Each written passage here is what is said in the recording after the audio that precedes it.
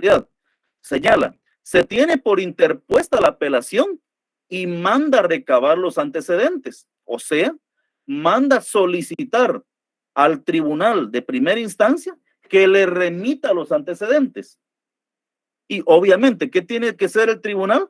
Remitírselo dentro de las 24 horas siguientes, los eleva y llegamos a la misma fase, si se dan cuenta. Son dos sistemas que se inician en dos lugares distintos. Una vez tenemos la recepción de los antecedentes, resolución señalando día para la vista dentro de los 3 días siguientes. Ya sabemos que esto es indispensable, obligatorio. Llegamos al día de la vista pública, que se va a dar entre los 3 días siguientes, digámoslo así. Las partes de viva voz plantean sus alegatos en la vista pública.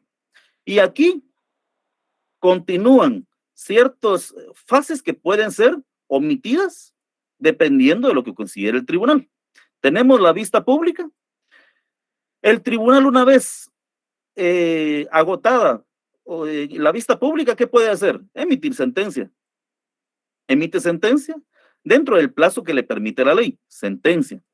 Pero también, si no quiere emitir sentencia todavía porque a su criterio no tiene muy clara la situación, ¿qué puede hacer? Diligencias para mejor fallar. Entonces, otorga diligencias para mejor fallar por un plazo no mayor de 5 días, el cual el tribunal cuenta para emitir el fallo, y después tiene 3 a 5 días, en este caso 8 días, para emitir la sentencia final. Después de eso, notifica a las partes. Y las partes ya solamente, aquí en este caso, solamente pueden hacer una cosa, ¿verdad ustedes? Emitieron la sentencia, les notifican y solo caben 2 recursos, el de aclaración y el de ampliación, que deben de ser planteados dentro de las 24 horas siguientes. Entonces, el de aclaración, y esto ya lo explicamos, esto aplica para todos los procesos en la sentencia, aclaración y ampliación. ¿Puedo plantear la aclaración? Si veo que no entiendo la sentencia, mire, aquí no la entiendo nada, entonces solicito o planteo una aclaración. Si, por ejemplo, yo pedí algo que no me resolvieron, entonces planteo lo que es la ampliación para que puedan también resolver el asunto que no me resolvieron. Esas son las situaciones del amparo y después se da el archivo del amparo. Muy bien.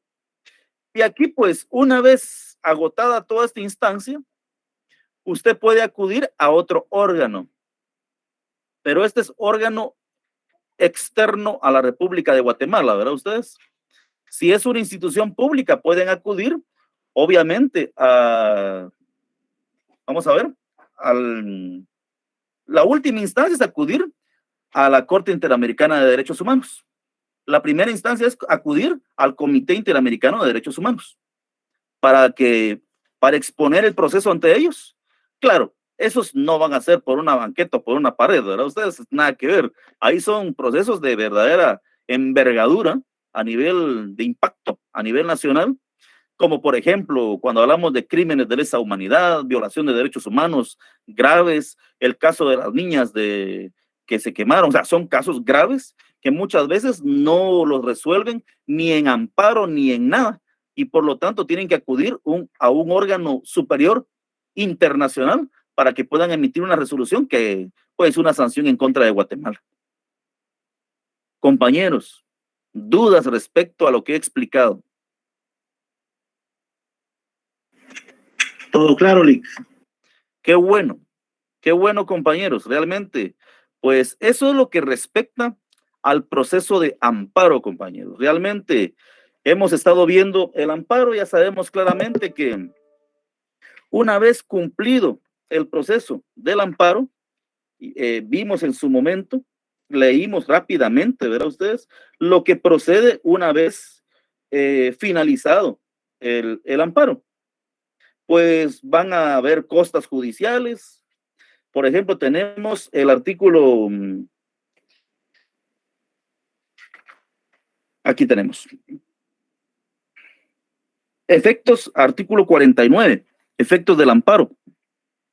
Señala, La declaración de procedencia del amparo tendrá los siguientes efectos. ¿Cuáles son los efectos que tendrá la declaración de procedencia del amparo? O sea, procedente. A. Dejar en suspenso en cuanto al reclamante la ley, el reglamento, resolución o acto impugnados. Y en su caso, el restablecimiento de la situación jurídica afectada a el cese o el cese de la medida. O sea, me están volviendo al caso de la pared y la banqueta. Entonces, ¿qué tienen que hacer? Mire, perdón, usted tiene la razón, ahí quedará su banqueta, no la vamos a tocar, su pared ahí quedará. Y si no, pues tienen que volver o resarcirme por los daños causados o hacer mi pared otra vez, ¿verdad? Pero entonces por eso es el amparo y por eso se busca el amparo provisional para evitar daños ulteriores. Inciso B.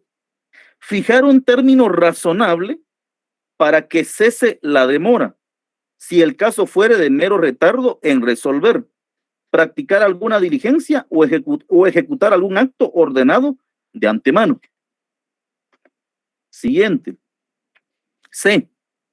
Cuando el amparo hubiese sido interpuesto por omisión de la autoridad en la emisión de la reglamentación de la ley, el Tribunal de Amparo resolverá fijando las bases o elementos de aplicación de esta al caso concreto, según los principios generales del derecho, la costumbre, los precedentes de otros casos, la analogía de otros reglamentos y la equidad. Esto suele suceder cuando emite el Congreso una norma, un decreto. Ustedes saben que el organismo ejecutivo tiene que emitir un reglamento de cómo se va a ejecutar ese decreto.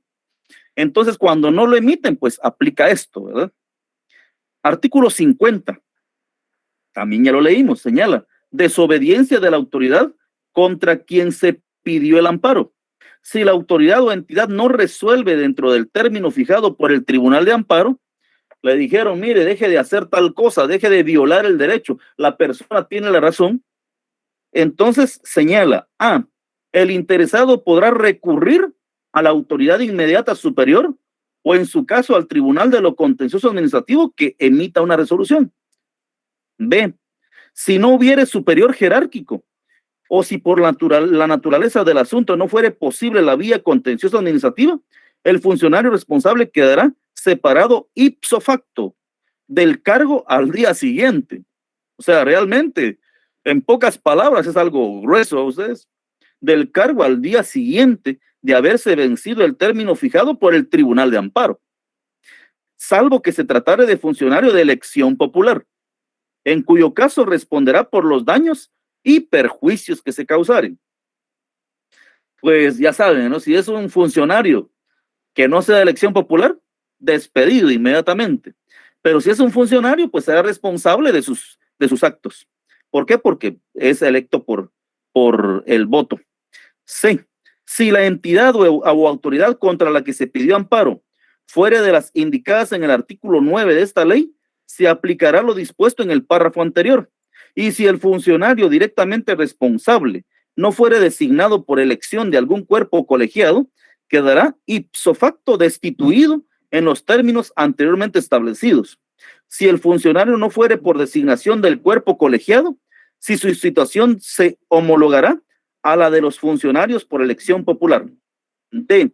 Si el amparo hubiera sido contra actos de una entidad esencialmente privada de las incluidas en el artículo 9 de esta ley, se procederá como en el caso de los funcionarios de elección popular. Artículo 51. Acto consumado de modo irreparable. Hicieron un daño irreparable. Cuando el acto reclamado se haya consumado de manera irreparable o cuando hubieran cesado sus efectos, la sentencia del Tribunal de Amparo hará la declaración correspondiente y mandará a deducir responsabilidades civiles y penales. Artículo 52. Conminatoria al obligado.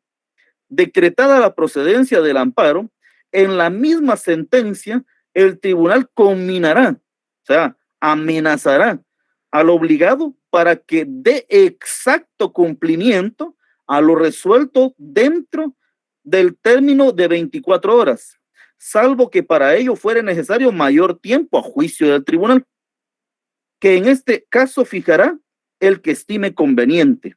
Artículo 53. Apercibimiento al obligado. O sea, apercibir es amenazar o advertir. En la misma sentencia se apercibirá al obligado que en caso de incumplimiento incurrirá en multa de 100 a 4,000 quetzales, sin perjuicio de las responsabilidades civiles y penales consiguientes. Después tenemos incumplimiento de la resolución.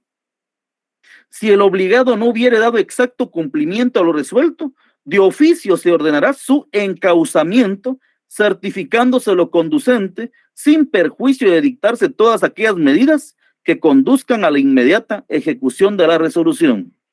Realmente, al aplicar la norma de forma correcta, por eso señalamos, Guatemala es uno de los países con las más bellas normas ustedes. La Constitución de Guatemala es una de las más completas del mundo, pero también, si bien es cierto, es una de las que más se vulneran.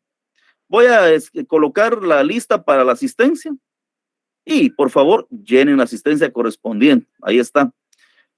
Compañeros, agradezco su fina atención esta noche.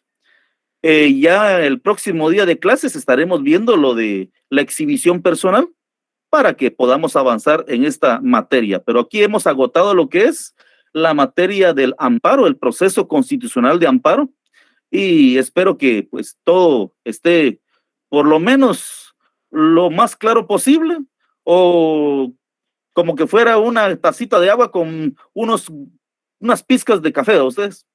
Entonces, gracias compañeros, y nos vemos de hoy en 8 días, de hoy en 7 días, perdón, el lunes próximo. O salvo que alguien tenga alguna duda, pues que la pueda plantear, todavía hay 4 minutos.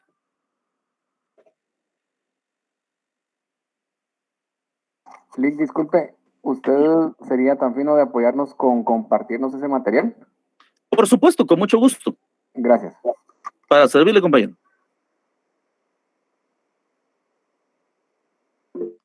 Adelante, compañero Juan Francisco Verdugo.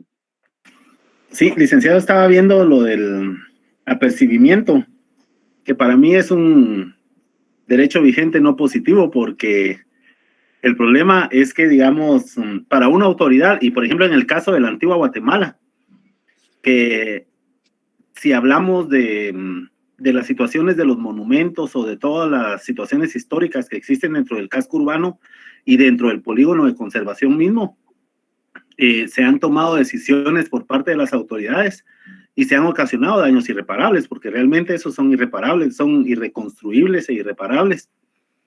Y sin embargo, la multa que establece es de 100 a 4,000 quetzales. Yo entiendo que esta ley fue creada hace muchísimos años y que cuando fue creada la multa de 4,000 quetzales era equivalente a una mansión, no una casa, no una mansión. Pero en el día de hoy esta multa pues es de verdad casi una burla para que pueda aplicarse. ¿Qué opina usted al respecto, Lick? Sí, efectivamente. No se le olvide que también esa es una multa que se aplicará, además de las reparaciones civiles o penales que tenga que seguirse en contra de la persona. Sabemos claramente que también volvemos a la cooptación, ¿verdad ustedes? Creo que el término más idóneo es la cooptación, en donde pues la justicia se encuentra cooptada realmente. Es la situación que se vive en Guatemala. La justicia, si bien es cierto, aparentemente debería ser igual para todos, pero no es igual para todos, ¿verdad? Realmente hay personas, por ejemplo, hablando de la antigua Guatemala, que tienen locales abiertos al público y no cumplen las condiciones establecidas en la ley.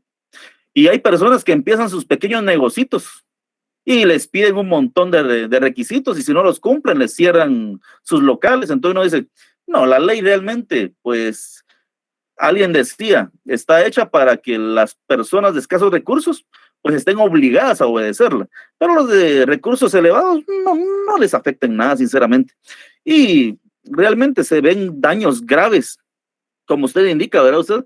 Cuando en ciertas construcciones, en muchas cosas que se dan en Antigua Guatemala, tenía un cliente que estaba haciendo una pequeña construcción, y recuerdo que no, algunas cuestiones no coincidían con lo que es el plano. Automáticamente le detuvieron la obra y actualmente sigue detenida la obra después de tanto tiempo. Y claro, la obra ya se deterioró. Y a la par de él, autorizaron la construcción similar y obviamente continuó el proceso y ahí está construida el edificio. Entonces uno dice, interesante lo que se da en Guatemala, pero debemos de continuar creyendo en el derecho y aquí tenemos dentro de nuestra clase pues futuros magistrados, personas que pueden llegar a hacer los cambios de estas situaciones que se dan en nuestro país y para eso están estudiando, ¿verdad? Para poder ser jueces, magistrados y no incurrir en los mismos errores que ahora achacamos a los demás, porque lamentablemente solamente es un ciclo muchas veces, ¿verdad ustedes? Cuando somos estudiantes lo achacamos y cuando estamos en el ejercicio de la función hacemos exactamente lo mismo, entonces estamos un poquito mal en ese caso. Yo motivo a que sigamos estudiando porque solamente de nosotros pueden surgir los cambios, sinceramente. Sí, gracias, Lick. Me llama la atención el término que usted utilizó de la cooptación y precisamente el día de hoy en una mesa de trabajo con profesionales que conformamos un equipo multidisciplinario de expertos, utilizamos el mismo término y llegamos a la conclusión que las autoridades están cooptadas. Pero más delicado todavía, el hecho de que estamos funcionando supuestamente ante un gobierno que aplica la teoría de los frenos y contrapesos, pero que realmente, digamos, los poderes o los órganos como el organismo legislativo, ejecutivo y judicial están funcionando como que fuera un gobierno de facto. Y aparte de todo eso, que se está aplicando de manera disfrazada el sistema inquisitivo, ¿verdad, Lick? Efectivamente, lo que se señala el derecho penal del enemigo, que eso es, primeramente se le considera culpable y usted tiene que demostrar que no lo es. No digamos, no voy a mencionar algunas cuestiones por aquí, pero efectivamente se da ese tipo de situaciones